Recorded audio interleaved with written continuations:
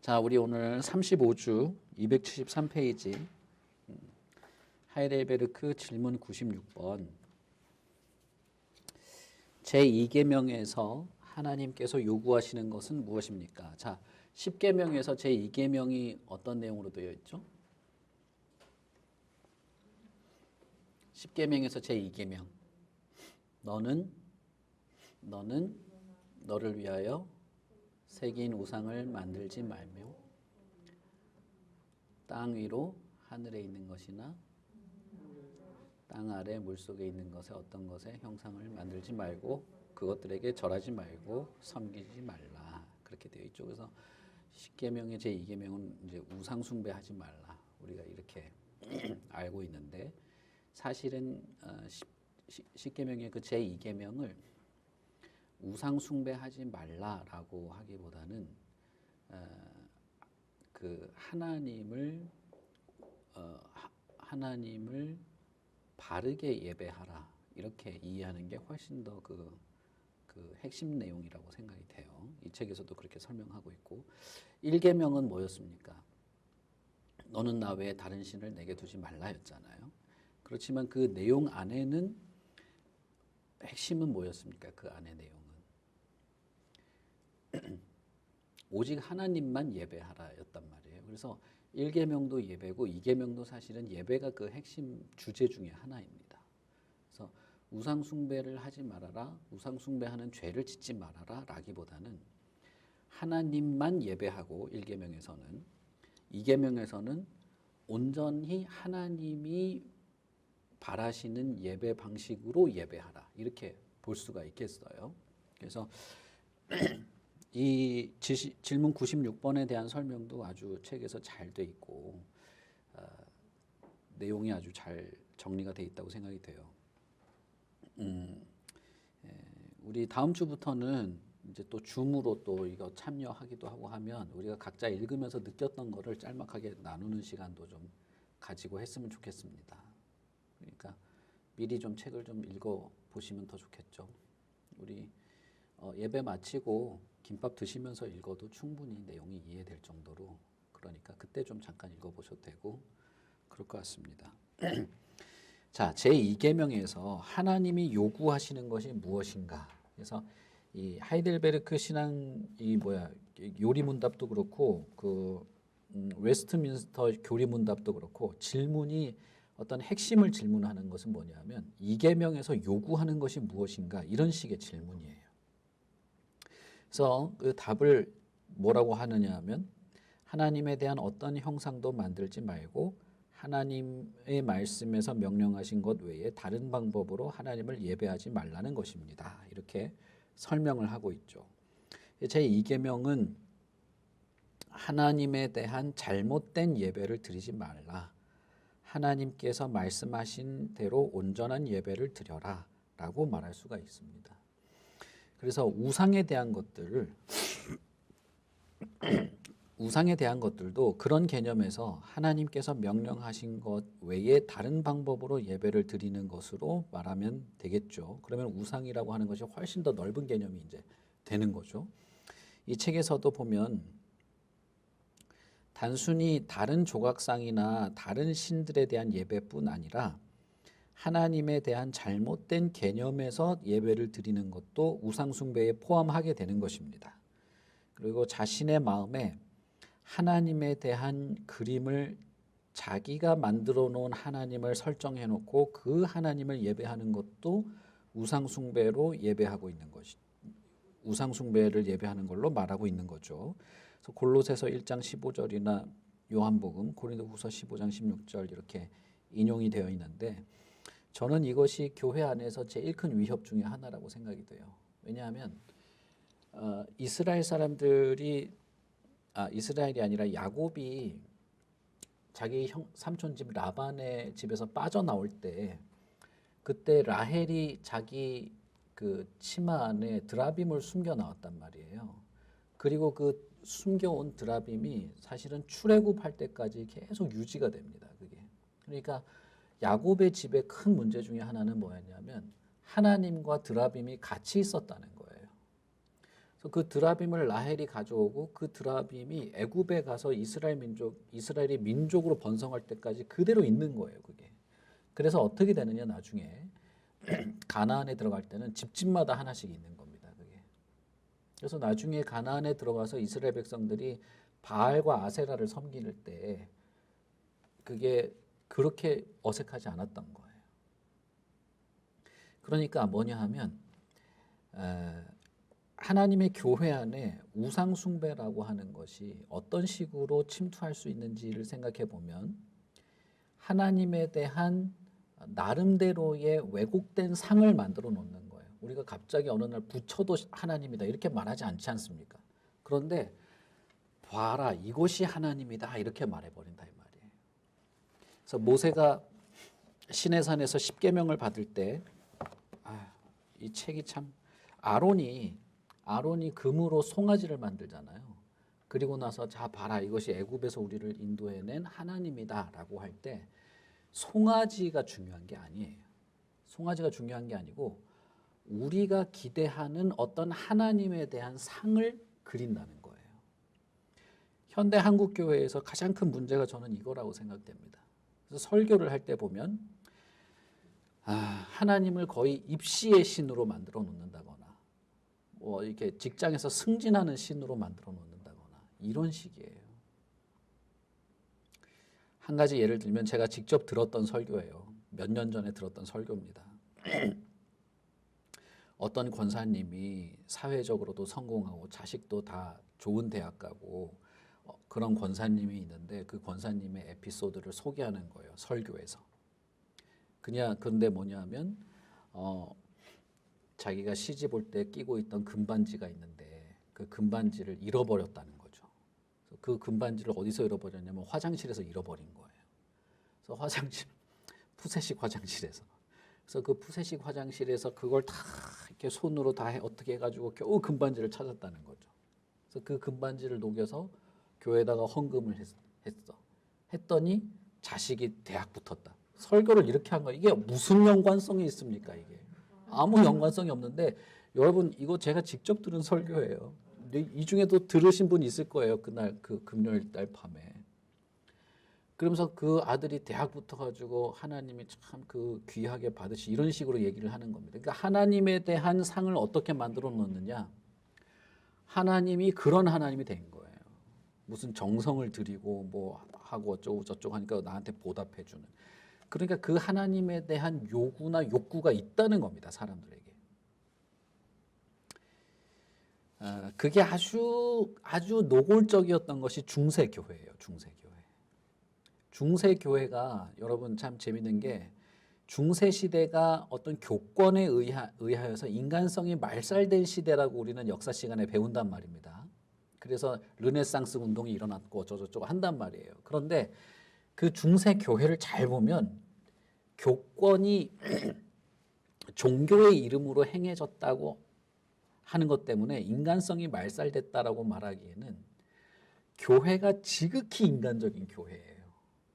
그래서 어떤 면에서 보면 제 입장에서 보면 중세 교회는 지극히 인간적인 시대예요. 지극히 인간적인 시대. 그래서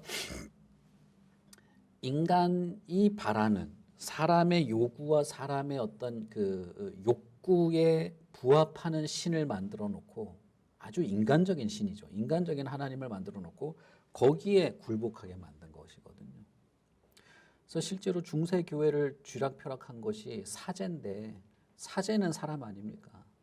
그 한 사람의 교권에 의해서 움직인 거예요. 중세 교회는. 그럼 중세 시대는 사실 인간 중심의 사회라고 볼 수도 있습니다. 그런 면에서 보면. 그런데 현대 한국 교회가 자꾸 한국 교회라고 하면 좀 그렇고 현대 교회가 그렇지 않느냐? 저는 심각하게 느낄 때가 많아요. 하나님을 이렇게 설교에서든 어떤 듣는 사람의 어떤 욕구에서건 자기가 기대하는 어떤 하나님을 만들어 놓는 겁니다. 그리고 또는 설교를 통해서 그런 하나님에 대한 인상을 심어 놓는. 그게 큰 문제라고 저는 생각해요. 또 하나는 이 책에서 오늘날 관상기도의 경우 정교한 형상예배에 해당된다 이렇게 표현되어 있죠. 이분이 이 관상기도를 언급한 것은 뭐냐면 그 상상력 그리고 자신의 어떤 기분과 영적인 현상에 이렇게 몰입하는 그것을 지금 말하는 것입니다. 이 관상기도 한때 우리 교회가 아니고 우리 한국에서 엄청나게 유행했었죠. 지금은 뭐 하는 교회만 하는 걸로 저는 생각을 하는데 이 미국에서 관상기도가 한참 이렇게 유행할 때 그때 이제 마케팅 처치에 대한 그 비판이 아주 많았단 말이에요. 그리고 이 마케팅 처치가 어느 정도 한계에 이르니까 거기에 피곤함을 느낀 사람들이 다시 이제 어떤 좀 영적인 것에 눈을 돌리면서 관상기도가 유행을 타기 시작했는데 우리나라에도 이 두 가지 극명한 차이가 있는 것 같습니다. 하나는 진짜 계속 마케팅 처치식으로 상업교회처럼 이렇게 보이는 그런 모습들.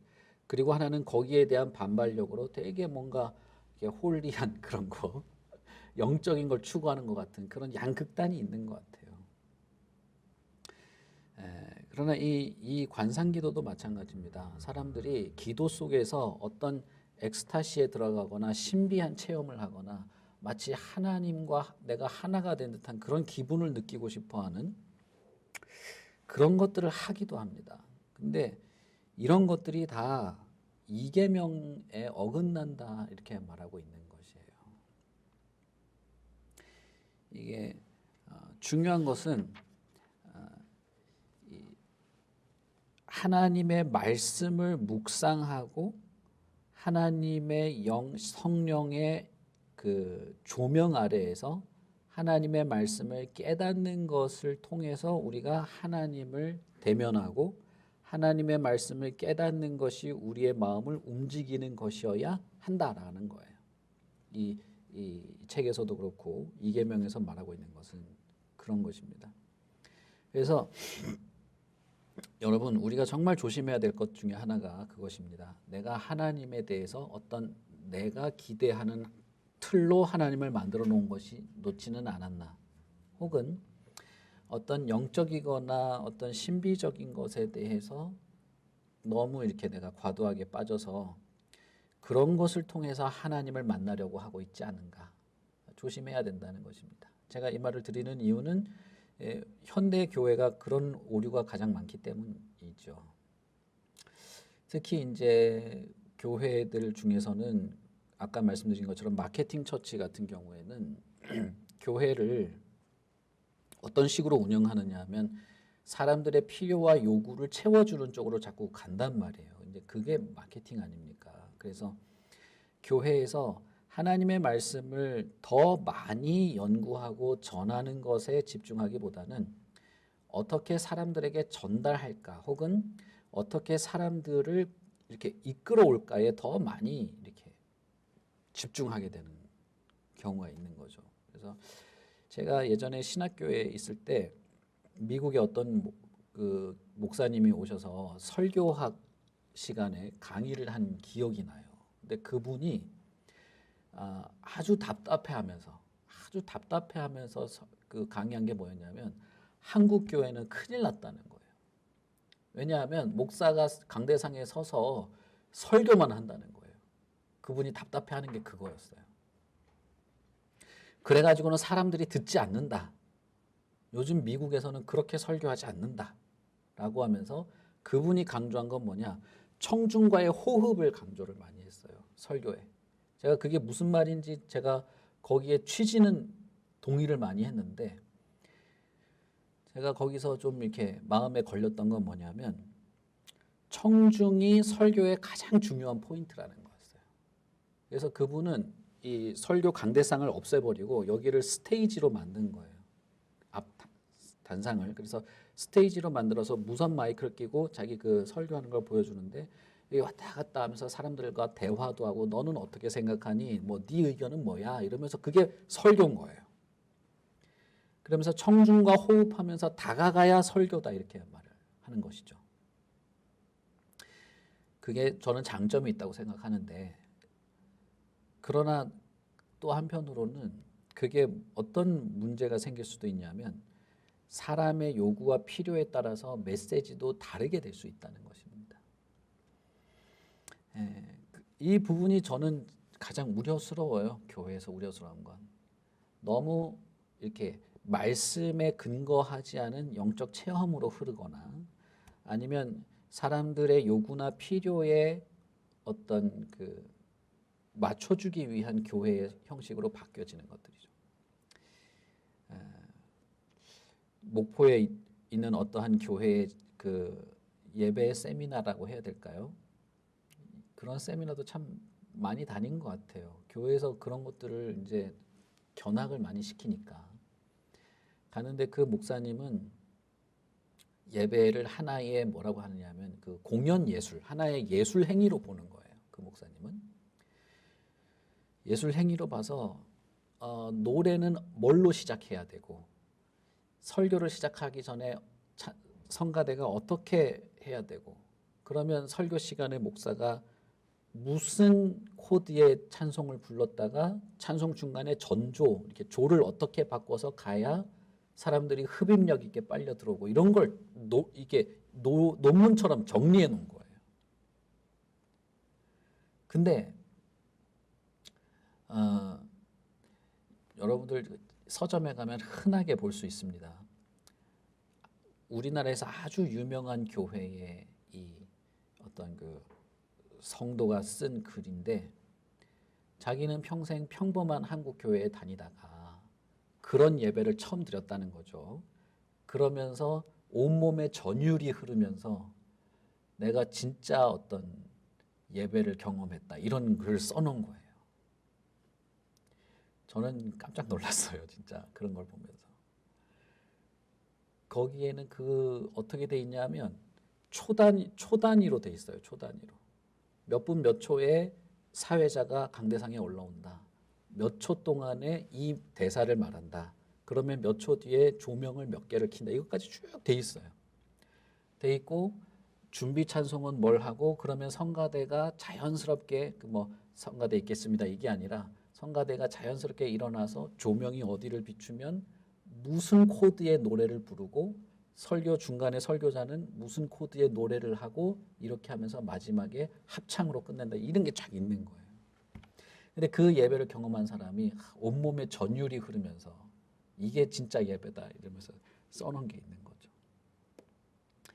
그게 이 인간적으로 고안된 방법들이라고 생각이 돼요. 저는. 왜냐하면 예배는 사실 좀 서툴 수도 있습니다. 예배 순서는. 서툴거나 거칠 수도 있어요. 가장 중요한 건 뭐냐면 하나님의 말씀을 내가 진지하게 대하게 되고 그 말씀을 진지하게 대하고 묵상하고 그것을 한 주간의 삶 동안 내 삶에서 계속 되새기는 것이 훨씬 중요한 것입니다. 그러기 위해서 말씀을 전하는 것뿐 아니라 말씀의 그 메시지나 주제나 이 모든 것들이 교회 안에서 마음이 합해져야 됩니다. 서로 딴 생각을 해서는 안 된다는 거예요. 그래서 예수님이 그 우물가의 여인에게 뭐라고 말합니까? 이 산에서 예배드리고 저 산에서 예배드리고 지금 그게 중요한 게 아니고 당신들은 영과 진리로 예배한다고 하는 것을 기억해야 된다. 그것이 중요하다. 이렇게 말하는 것이죠. 그러면 여러분들도 예배드릴 때 성령께서 나를 도와주시고 나를 일깨워 주셔서 진리를 분별하고 그 안에 담겨있는 진리를 드러내고 진리의 어떤 깊이를 헤아려 볼 수 있는 그것을 위해서 기도하셔야 돼요. 그것을 노력해야 되고 마음에 품고 있어야 됩니다. 설교자가 70이면 나머지 30은 성도에게 있는 어떤 몫이라고 저는 생각하는데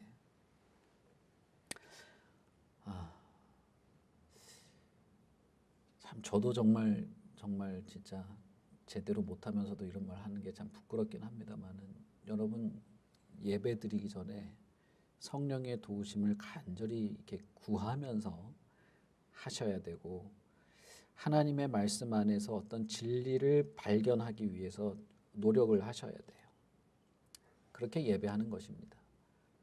그렇지 않고 그냥 와서 어디 한번 들어보자. 내가 듣고 이해가 되면 좋은 설교고 이해가 안 되면 지루한 설교고 그렇게 되면 안 돼요. 그게 자기 상식 수준에서 이해가 된다고 좋은 설교가 아닌 거예요. 그렇다면 어떤 형상도 만들지 말아야 됩니까?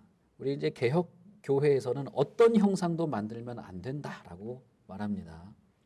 저 또한 그렇게 생각하고 있고, 이런 형상을 만들기 시작한 건 언제부터냐? 그건 중세 교회 때예요. 카톨릭 교회에서 형상을 만들기 시작했고, 그것이 어떤 성물이라는 이름으로 불려지기 시작했죠. 물론 교회 기물을 아주 이렇게 잘 다뤄야 되는 건 맞습니다만은 거기에 무슨 하나님이 깃들어 있는 건 아니에요. 그래서 이런 것들도 참 조심하셔야 되고, 왜 이제 교회들마다 보면은 그 예수님 그림을 걸어 놓는다든지 조각상을 만들어 놓는다든지, 특히 캐톨릭에서 그런 거 많이 하죠. 십자가 이렇게 만들어 놓는다든지 하는 것들을, 그 다 바람직한 것이 아닙니다. 그 외국에 보면 무슨 베드로, 무슨 성당 앞에 베드로 조각상을 만들어 놨는데 그 베드로 조각상의 엄지발가락이 다 달아 없어졌대요. 사람들이 하도 그 엄지발가락에 이렇게 손대고 이렇게 하고 가가지고 수백 수천만 명이 해가지고 달아 없어졌대요. 베드로라는 사람이 어떤 숭배의 대상이 되는 거예요. 마리아도 마찬가지고, 사실 예수님 그림도 마찬가지입니다. 여러분, 우리가 흔히 아는 예수님 그림 있잖아요. 그건 예수님이 아니에요. 그리고 보통 보면은 이제 구름 위에 예수님이 양 새끼 이렇게 안고 있는 거 있잖아요. 그런 거 없어요. 그게 뭡니까? 그건 여호와 증인들이나 주로 쓰는 방법들인데, 7일 안식교나 그런 거 좋아하고. 그건 예수님이 아닙니다. 그건 서양 사람들이 생각하던 상상화예요. 예수님은 중동 사람인데 무슨 눈이 파랗고 금발에다 코가 이렇게 오똑합니까? 그렇게 안 생겼어요. 저 후세인 닮았을 거예요. 후세인. 이런 말 하면 안 되는데. 그런 스타일, 중동 사람이잖아요.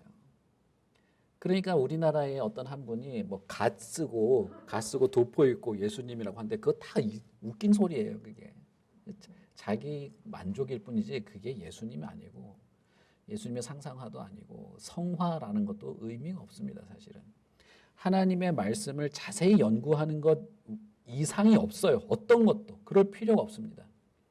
주보든 뭐든 어디에든 그런 걸 그려놓을 필요가 없는 겁니다.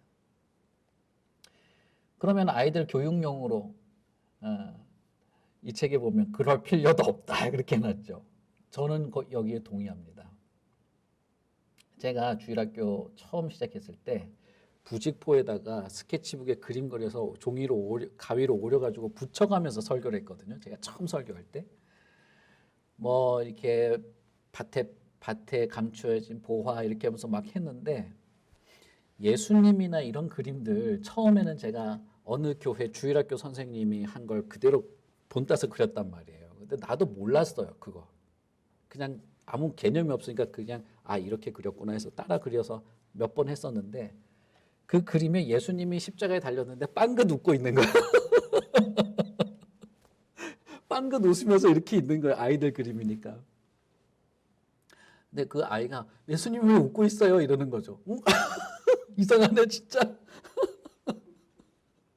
그런 오류가 있을 수 있고, 또 하나는 뭐냐면 그런 그 그림이나 어떤 그런 것으로 형상화된 것이 성경에 대한 몰입도를 방해합니다. 사실은.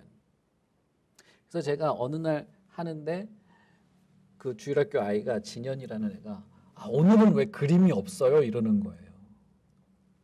애들이 설교를 듣는 게 아니라 그림에 너무 재미에 빠진 거죠. 저는 그럴 수 있다고 봐요. 그래서 나중에는 점점 저도 그림의 퀄리티를 올리려고 이렇게 제가 생각할 땐 퀄리티가 좋았어요. 근데 그래서 어느 날 이건 아니다. 아이들이 듣는 훈련을 하도록 해야 되겠다. 그래서 일체 그림을 안 그렸죠. 근데 참 재밌게도 그 아이들이 6살이었고, 제일 나이 많은 아이가 6살이었거든요. 그때 제가 주일학교 설교를 40분 넘게 했어요. 근데 그 아이들이 40분 동안 들었어요. 듣고 그때 그 교회에 찬양 인도자가 없어가지고 제가 너무 노래도 부르고 율동도가 너무 힘들어가지고 쌍둥이 자매가 와가지고 그 자매한테 찬양 인도를 좀 부탁을 했거든요. 근데 그 자매들이 찬양 인도 막 율동하고 막 하는데 아이들이 빨리 말씀 듣고 싶다 이렇게 얘기한 거예요.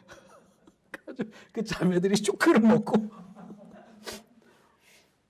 근데 그런 게 의도한 게 아니에요. 의도한 것이 아닌데 그렇게 거기 그 교회에서 그렇게 5년을 했죠. 그리고 제가 다른 교회 강도사로 다른 교회 갔는데 그 교회 아이들은 10분도 못 들었습니다. 10분도 못 들었어요. 그리고 제가 설교하는데 10분도 못 들은 게 아이들만 10분도 못 들은 게 아니라 교사들도 10분을 못 들어요. 그러면서 하는 말이 뭐냐면 교육학 책, 그것도 어느 교회 그 전도사가 쓴 교육학 책을 들이밀면서 저한테 아이들은 집중력이 10분 이상 되지 않는다고 한다, 이 책에서. 그 교육학 박사가 쓴 책이다. 근데 나는 그렇지 않는 것 같던데. 그러니까 그걸 무시할 수는 없겠지만 아닐 수도 있는 겁니다. 그러니까 가장 중요한 건 하나님의 말씀이에요. 하나님의 말씀을 가지고 전하고 듣고 생각하고 고민하고 하나님이 주시는 어떤 답을 찾아가는 것이 가장 중요하다는 거예요. 그래서 예배 때 우리가 부처님을 섬기거나 알라신을 섬기거나 그런 우상을 섬기진 않죠. 그러나 하나님이 말씀하신 대로의 예배가 아닌 다른 예배로 위안을 얻을 수 있는 위험은 있다. 그것을 우리가 참 조심해야 되겠다라고 하는 것입니다. 이계명에 대한 설명은 이렇게 하고요. 우리 질문 98번을 보시면 평신도를 위한 교제로서 허락할 수는 없습니까? 근데 뭐 이 책에서 답은 안 된다예요. 안 된대. 제가 지금 말씀드리고 싶은 것은 그 1번 항목에 보시면 277페이지 1번 항목에 보시면 사제와 평신도를 엄격하게 구별하는 것은 신약 시대에 합당하지 않다. 그 다음 문장 하나님께서는 성령과 하나님의 말씀의 수단을 통해 모든 성도에게 하나님을 아는 지식을 주기 때문이다. 이렇게 되어 있죠. 우리가 참된 예배를 드린다면 예배에 참여하는 성도들에게는 성령께서 하나님의 말씀이라고 하는 수단을 통해서 하나님을 알 수 있도록 해주십니다. 그걸 바라봐야 돼요. 이건 모든 성도, 목사를 포함한 모든 성도에게 마찬가지예요. 물론 목사가 제대로 못해서 문제가 생길 가능성이 많죠. 물론. 그러나 근본적으로 하나님의 말씀은 성령께서 이해하도록 해주시기 때문에 차이가 없는 것입니다. 여기서 이제 평신도라는 말을 썼는데 원래 개혁교회, 개신교회는 평신도라는 말은 없어요. 이 말은 캐톨릭에서 만든 거예요. 사제와 구별하기 위해서 만든 말이 평신도입니다. 근데 이제 개신교회에서도 그냥 평신도 아무 말이나 하잖아요. 개신교회에서 말하는 평신도는 직분이 없는 사람을 평신도라 그래요. 사실은 집사, 장로, 권사가 아니면 평신도라 하는데 아주 잘못된 말이에요. 아주 잘못된 말이고 훈련받은 목사가 아니라는 면에서 평신도라는 말을 쓰기도 하는데 저는 그것도 바르게 쓰는 것이 아니라고 생각합니다. 이 평신도라는 말은 하나의 그 하나님의 말씀을 이해하지 못하고 이렇게 알 수 없는 사람이라는 뜻으로 사제보다 훨씬 낮추어 부르는 말이에요. 그래서 로마 캐톨릭은 어떻게 합니까? 라틴어를 읽어요. 라틴어를 못 알아듣잖아요. 그래서 평신도인 거예요. 그 사람들이. 이런 말은 옳지 않습니다. 우리는 다 성도고 형제고 예배자입니다. 그래서 성령이 깨닫게 하시는 것을 따라서 하나님을 온전히 예배할 수 있고 깨달을 수 있다라는 것을 알고 하면 좋겠다는 생각이 듭니다. 자, 그것이 이제 우리 이계명에 대한 내용이라고 보시면 되겠고요. 질문 없으시죠? 아까부터 빨리 마쳤으면 좋겠습니다. 이런 레이저가 쭉쭉 오는 것 같아요. 우리 마치도록 하겠습니다. 하나님 아버지 은혜를 참 감사합니다. 우리에게 좋은 기회를 주시고 책을 함께 읽고 나눌 수 있게 해주셔서 감사합니다. 하나님 우리도 모르는 사이에 혹은 무지해서 예배가 사람 위주의 예배가 되거나 흥미 위주의 예배가 되거나 그릇된 영적 체험에 빠지지 않도록 도와주시고 무엇보다도 하나님의 말씀을 잘 듣고 이해하는 자들이 되게 하여 주시옵소서. 한 주간 하나님께서 지켜주심을 감사합니다. 다가오는 한 주도 하나님께서 도와주시고 우리의 가정이 복되게 하시고 진리 안에서 견고하게 하시고 우리의 삶을 하나님의 손 안에서 친히 인도하여 주시옵소서. 감사합니다. 예수님 이름으로 기도합니다. 아멘. 수고하셨습니다.